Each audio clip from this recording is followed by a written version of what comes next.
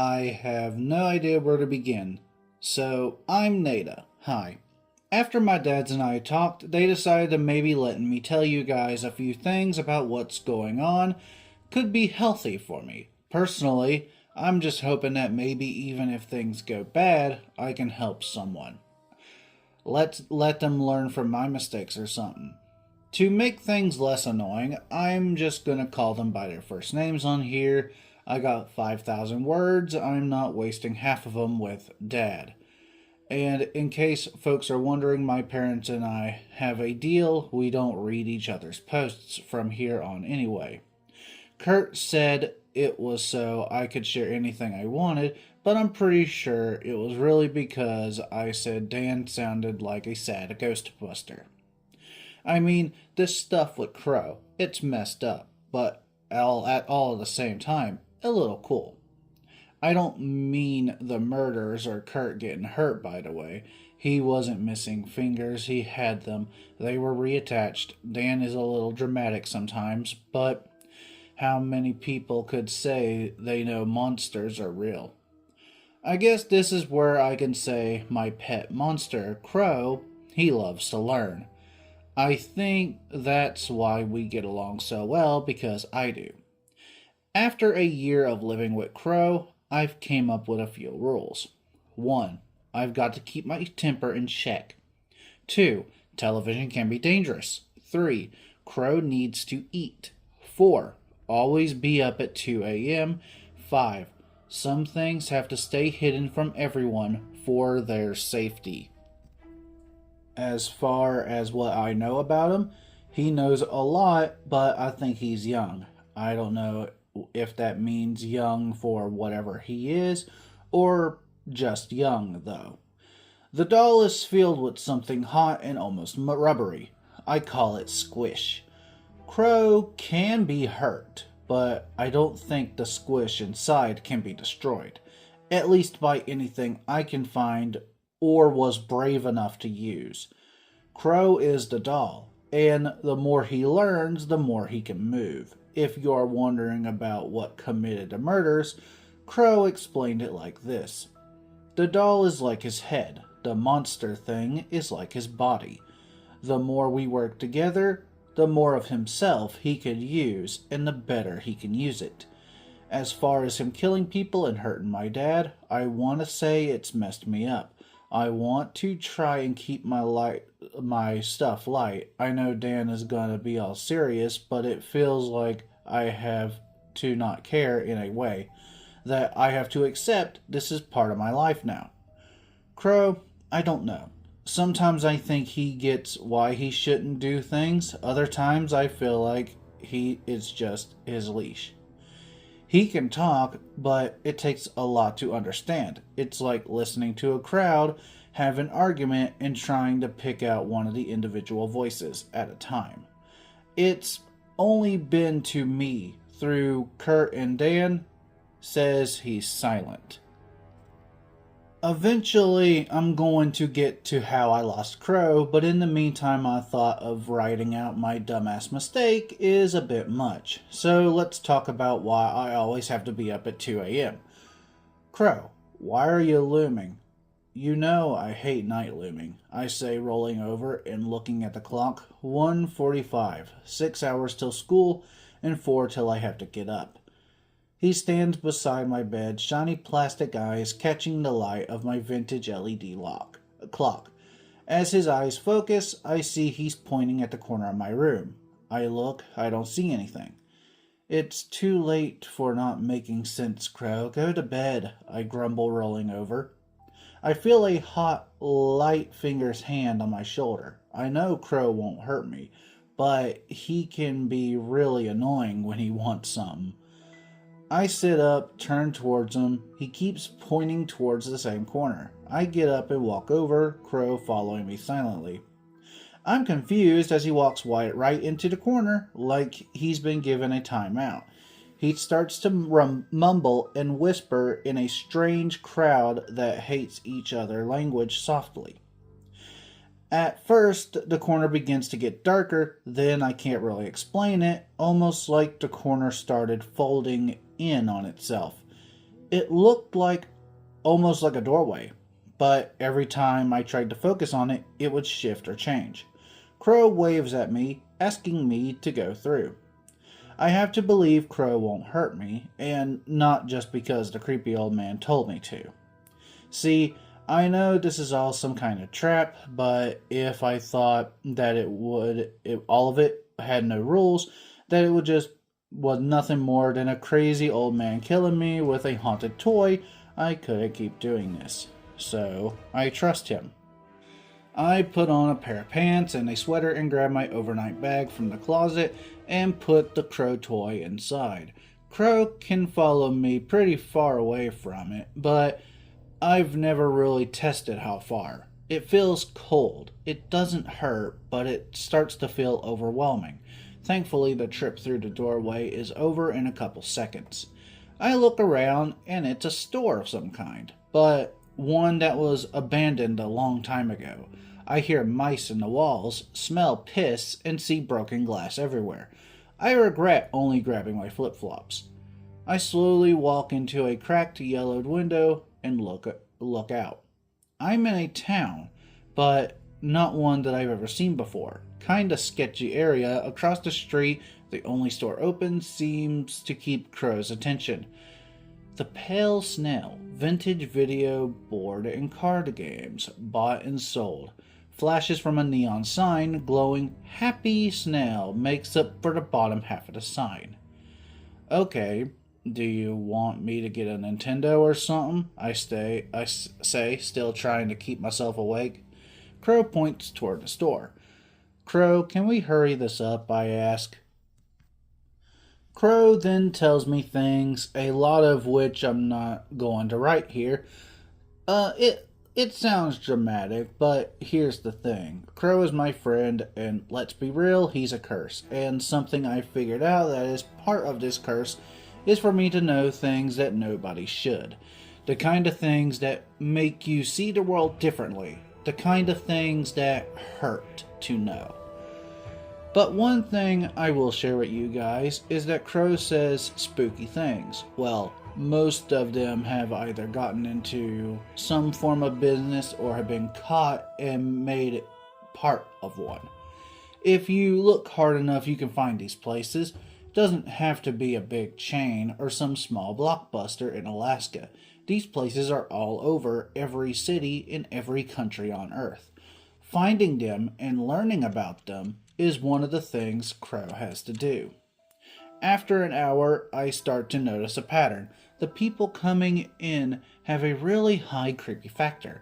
Covered faces, strange body language, old-looking clothes and cars. But eventually, another type of customer walks in. I think they might be tourists. They seem to be interested in the mostly closed shops in the area. A man and his wife, really old, maybe even 50. They look well off and maybe have had a bit to drink. I can't make out much through the dirty windows, but the couple enter and within minutes there is a streak that cuts through the night. They don't come back out. We're here to stop them, I say. Crow shakes its head. Watch, learn, do not disturb, he says. When I say living with Crow has messed me up, a good example is that I'm becoming kind of impulsive.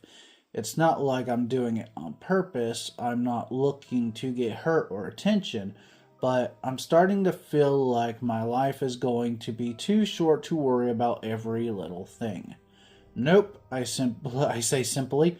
I walk over to the door that has nothing resembling a lock, but also hasn't moved in a few decades.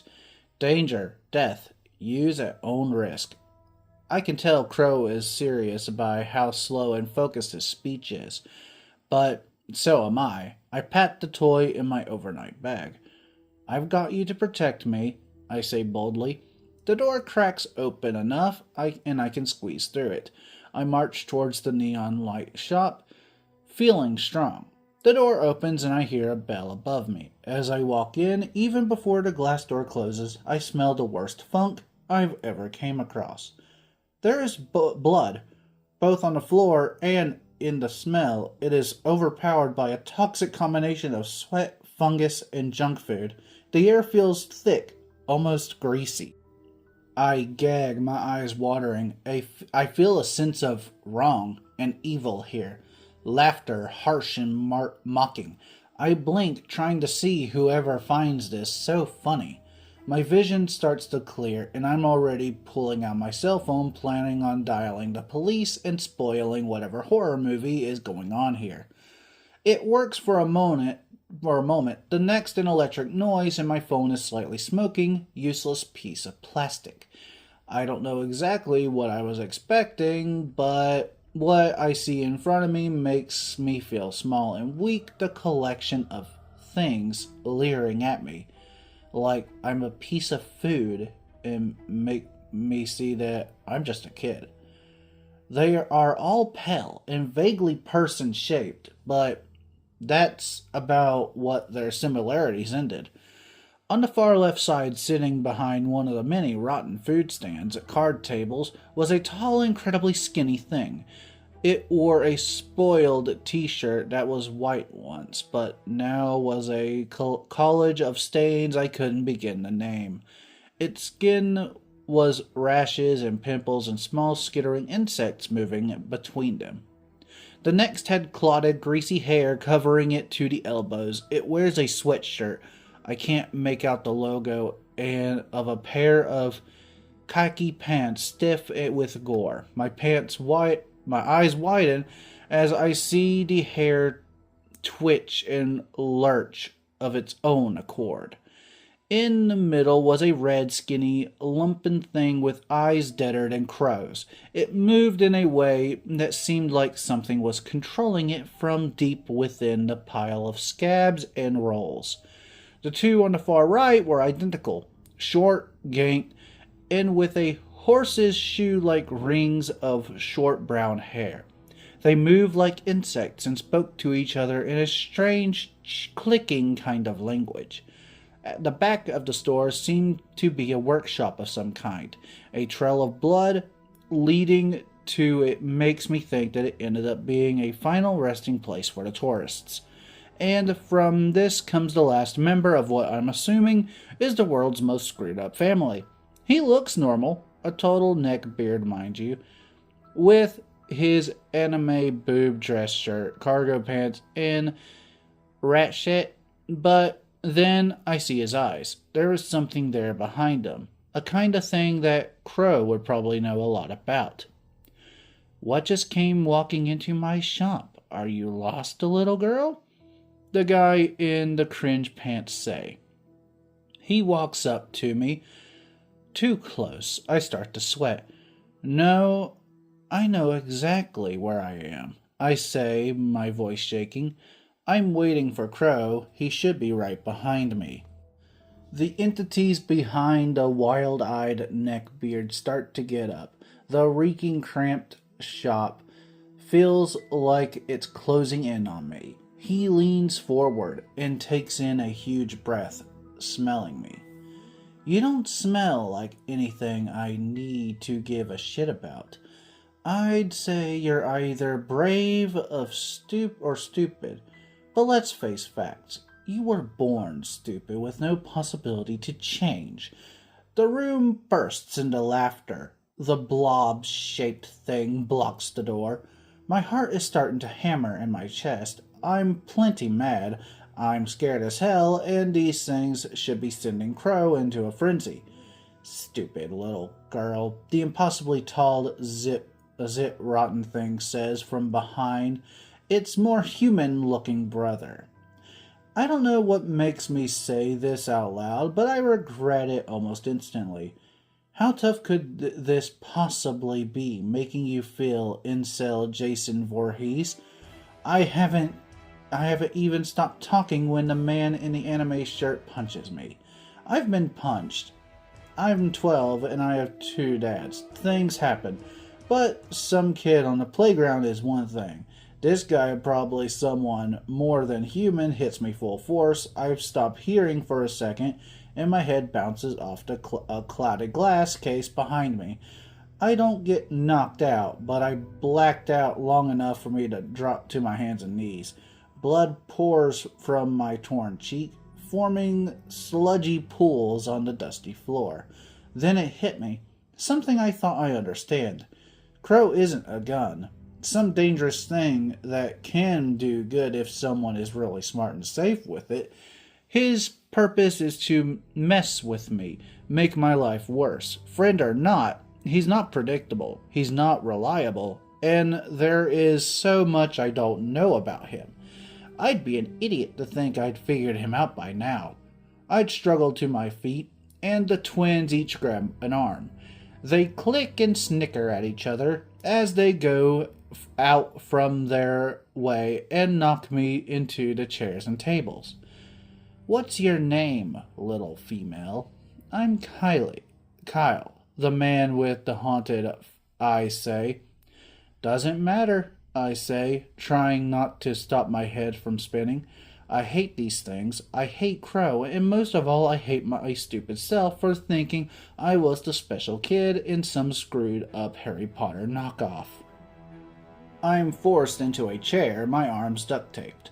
I look around me and see things I kind of recognize. Lots of old video game cartridge parts, soldering irons, a few grimy monitors showing retro games I can't name. One wall, though, it doesn't have technology. It has a selection of saws, blades, tools that are dripping with blood and pieces of bone. I scream. I can't control it. I thought I've seen enough to make me fearless, but this world has too much scary for that to happen. The pale creepy thing loves this, and with a slap, Kyle gets my attention. I know what you think you are. You think you're the hero. The one, was this some kind of Nancy Drew thing? One of us got sloppy, and you've been following some breadcrumbs.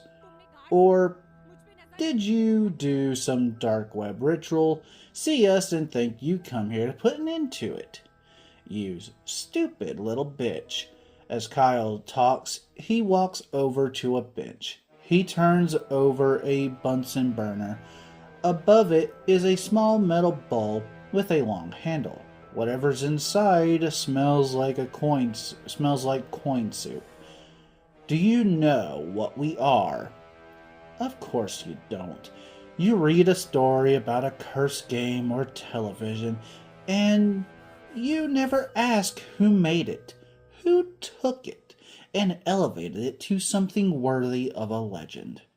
Oh, little thing, you are no hero, and I'm gonna prove it to you. He grins. His teeth are yellow splinters riddled with holes. He grabs a boiling metal pot and brings it over me, holds it close to my face. The inside is a shiny liquid with black streaks.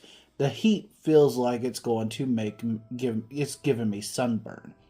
This is my own special blend of solder. This can bind a blob of grease into a piece of rice paper for eternity if I want. There are lots of things that makes a hero. First, you have to be a guy. A chorus of laughter from the reeking evil things around me. I won't get into the whole list. One of them, though, is losing a hand. Don't ask me why, but to be a real hero, the kind that could maybe stop something like us, it's part of the deal. So, little not hero, me and my brothers, we are going to tear you the fuck apart. Probably over the course of a few days. But that entire time, I want you to know that you will never be a hero. So, let's make sure this hand stays exactly where it is. Kyle is shaking with anticipation. He begins to tip the metal bowl slowly. With every quarter inch he tilts it, I keep expecting Crow to come in, saving me, at the last minute. But I see the bag sitting on the floor of the shop in the corner of my eye, and the lump of the toy within, so I know he's there. But Crow isn't my guardian angel, he's my curse. The molten metal hits my wrist. The pain makes me start to cry. It dries quickly into thick, almost spiderweb-like patterns. Kyle tilts the bowl backwards as I cry and scream. The thing with the moving hair drops to the floor like a dog, its twitching, oozing hair drinking my blood off the floor. I have so many things I want to say about them. I know this is where I die, but the pain is all I can do to clench my teeth and try to breathe. Regret, violence, viewer discretion is advised. I hear and only I hear this.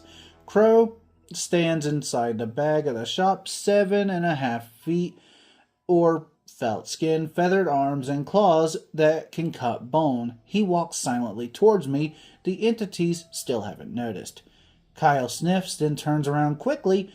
Then I can track with one eye swelling shut. Well, that's something I've never smelt before. The hell are you, Birdie? Kyle says. The group turns almost as one. I hear something from below the floor, almost like a yelling, then a pounding. Crow cocks his head towards the group briefly, then starts to walk forward. Kyle steps behind his brothers. Go, he says, taking a small black cigar with a long white tip and beginning to smoke it, watching the horror that unfolds. I'm confused as he takes out a second, offering it to me. Might as well not like you're going to have to worry about cancer. Kyle pulls out a small Grady pocket knife and cuts my non-injured hands free. I want to tell him the worst things I can think of, but I can't. I'm still close to blacking out with pain and maybe blood loss but I do manage to look up and keep eye contact for a few seconds. Your loss, he says, exhaling a thick cloud of nasty-smelling smoke. As Kyle watches the brothers move almost in unison, getting around the cramped garbage stern shop effortlessly. In fact, as I watch things happen, I notice the shop's setup is designed to take advantage of their creepy mutations and quirks. At first, Crow keeps walking forward. Their punches, kicks, rusted blades, and all other matters of hidden weapons taking pieces from him or cutting gouges into his body, but not slowing him down. But I notice that Crow is still, as he tries to grab the brothers. Even the lurching, rolling blob-like thing avoids him easily. My heart starts to stink as Crow stops, the tall, lesion-covered thing slamming him to the floor with one arm. They fall on him, and after a minute of violence I've never unseen, Crow lays on the ground, one arm barely attached, eyes gouged out, still and silent. Well, that went quickly, didn't it? Kyle says. So what was that, you little witch? That your familiar pet demon? He rustles my hair. I shudder at his greasy touch. The brothers give Crow one last kick and turn towards me, my fear making them giddy. You're gonna get it real hard for making us work for it, the tall, puss-dripping brother says. He never finishes his sentence. A blunt talon-feathered arm bursts through his chest. Not fast, but instant. Crow stands behind the thing, not a scratch on him. He lifts the entity, rib-shattered flesh ripping, and with one movement that happens in the space between a millisecond, the slender is torn, ragged in half from shoulder to waist. Kyle is shocked. His brothers stand in disbelief. Crow simply stands, looking slowly at each of them. What happens next isn't a fight. It's not some Godzilla battle movie of monsters. It's just murder. The brothers attack, but it's like they are playing a game, and Crow isn't following the rules. The twins jump on him and start to bite and tear with long yellowed claws. But no matter how much of the black material they manage to remove, More just takes its place. He grabs one and the other as he walks, crushing them like paper cups and tossing them aside, in much of the same way. The noise and their screams almost made me feel bad for him. I couldn't take my eyes off of their mangled, ball-like corpses. The blob thing tries to block him, but Crow keeps walking, the layers of muscle and fat doing nothing to stop his toddling stride. Crow reaches out casually, like picking up a quarter from the sidewalk, and jams his hand into the thing's throat, still walking towards me. He rips out something from the creature in a spray of black, congealed blood. It's small, deformed, and writhing like a baby that's never been born. But something grew up. Crow turns it into a red stain on a concrete wall. The banging and shelling from the basement is getting really loud now. Kyle looks shaken, but starts to get a nasty smirk. The hair creature tries to run, but Crow's hand wraps around its head, yanking backwards. The hair is still struggling weakly as my friend shows Kyle his brother's severed head. I'm shocked, monsters or no, watching these guys die like this, it can't be good for my brain. A door from the basement flings open, a voice loud enough to shake the walls scream, "The fuck is going on up there?" Kyle tries to keep a brave face and looks to Crow. Don't worry, we have a big family. In Steve's case, literally. The thing takes out a few feet of the wall as it drags itself out of the doorway to the basement. Its head is wider than a couch. Massive clouded eyes run upon low and thick blunt teeth, a black festering hole for a nose. I knock my chair over, trying to get as far away as I can. It drags foot after foot of its worm-like body out of the doorway. Arms of all sizes and shapes stick out at random angles. When it's done, it nearly fills a corner of the shop with its bulk. It stands face to face with Crow, dozens of clawed, hooked, and barbed limbs twitching. It grabs Crow and begins to pull him apart like a crab leg. I can see the strain on its face as it curses, drool spraying everywhere. First, Crow stretches. Then I hear a tearing noise, and I can feel his pain, with a scream and the smoker's cough laugh as the thing throws Crow into two pieces. "Crow!" I scream this time. I know he's hurt. I can see the ropey purple meat inside him. It starts to spill out of the fabric as I hyperventilate and watch Crow die. Or, at least that's what I thought was going on. See, this is where I learned something new about my friend. I thought, like me, his skin was there to protect what was inside. But, to be a little cliche, Crow is built different. The skin and feathers, all of that keeps what's inside contained. No pausing for effect this time. The ropey strains of meat lash out and start to connect to each other and spread, forming a massive, skinned-looking face on the ceiling. The skin begins to spread like a shadow at sunset, the store becoming covered in thick, solid darkness. Steve and Kyle can't help but stare at the bloodshot-eyed, pickup-sized head anchored to the ceiling. The blackness begins to cover the flesh as tendrils of purple muscle grab Steve by the head and arms. As big as the basement-dwelling thing is, Crow's head dwarfs it now. But by a bit the blackness overtakes the flesh again, harnessing it. But not before Crow had eaten about a dozen feet of the worm-like creature. The giant tube pumps blood. Arms lifeless, shadows fade from the walls and floor, contracting a simple small point. Crow, the toy, waving at me from the table.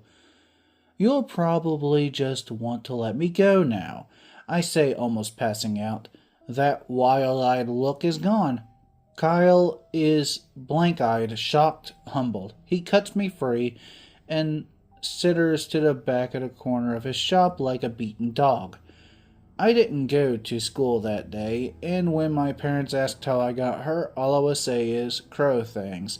That is one of those situations where I have to keep things hidden for their safety. I'm smarter about our little 2 a.m. trips now. I understand I'm not some kind of superhero. I watch and learn and try to figure out what the hell I can do to save my family from this curse. Looks like I never did get around to telling you how I lost Crow. Going to call accident on purpose on that one. I still feel really stupid about it, and maybe I will just let Dan do the breakdown. Somehow he doesn't think it was my fault. Hello everyone, this is the Sleeping Wendigo, and I hope you enjoyed the video. If you did, don't forget to leave a like, share, and subscribe so you don't miss any videos I post. And if you want, you can check out my Twitch, Rumble, second YouTube channel, my Twitter, and merch store. Links to all these will be in the description down below. And as always, I will see you all next time.